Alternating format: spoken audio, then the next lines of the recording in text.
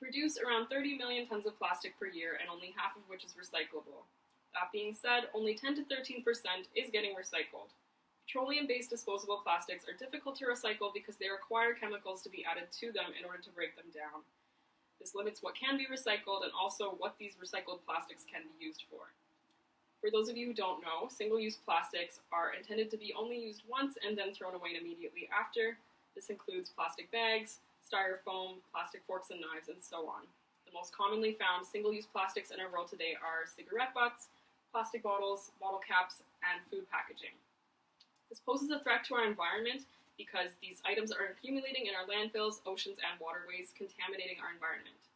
As we further explore single-use plastics, we will uncover how much of damage has been done, explore some of the consequences of continued use with these plastics, and finally discuss the benefits and ways to reduce the prevalence of single-use plastics in our world today. I first want to draw your attention to the damage that has been done to our oceans. We'd expect that higher income nations would be putting their waste into landfills, but a lot of this is leaking into our waterways. It's expected that there are 150 million tons of garbage floating in our ocean today. And while these can't break down, they do break down into microplastics, which are basically just smaller plastics. But research is showing that it can take up to thousands of years for these to decompose, and they aren't even sure if they're capable of decomposing in the first place. This poses a threat to our aquatic life and our animals as they ingest these chemicals, it transfers to their tissue. Additionally, plastic bags and nets may be a choking hazard, and if they are physically caught in the nets and ropes, they have a threat to their survival. So, included in the 150 millions of tons in our oceans is this giant garbage island floating between California and Hawaii. It is 3 times the size of France, and it's covering over 617,000 square miles. So as we can see, a great deal of damage has been done. So now I want to take a look at some of the consequences associated with continued use of and production of single-use plastics. So the fact that these are non-biodegradable is a major threat because these toxic chemicals are entering animals and then therefore entering us as we consume the animals. Styrofoam products are especially dangerous because they're toxic and they've been known to cause damage to your nervous system, your lungs, and reproductive system.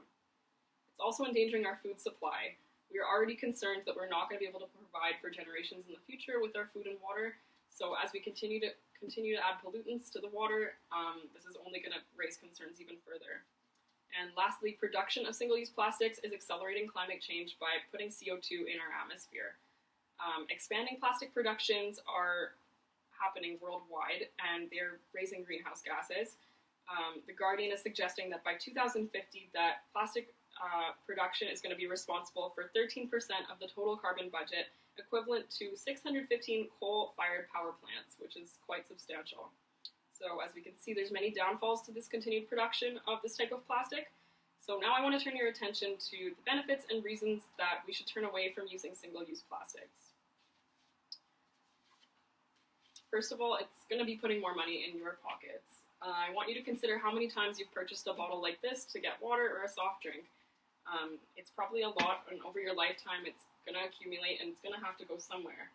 I want you to think about what if you had bought a plastic reusable water bottle and you could fill it up at a water fountain or at a sink, and you'd be saving a lot of money that way as well as saving the environment.